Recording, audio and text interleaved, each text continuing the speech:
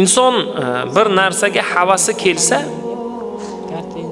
ya'ni bir narsaga uning nafsi jo'sh uradigan bo'lsa, mashalloh la havla va la quvvata illa billah desin. Alloh istaganidek kuch va quvvat ham Allohnikidir desin. Agar bir narsadan qattiq ajablansa, bir chiroyli, bir bahaybat, o'zi orzu qilib bo'lmas narsani ko'rsa, bir narsalar deyaveradi inson. Dahshat deydi, yo deydi, bir narsalar deydi. Unday demasinda subhanalloh desin. Alloh nuqson va kamchiliklardan pok zot desin. Bir narsadan qattiq qo'rqsa, bemalol necha metrli qanaqa birdaniga bexosdan qo'rqsa yoki bir qo'rqinchli narsani ko'rib qolsa, insonni miyasi ozgina noto'g'ri yo'lga kirib, tilidan har xil narsalar chiqib ketadi. Darrov bir narsadan qo'rqqanida. Shunda astagfirulloh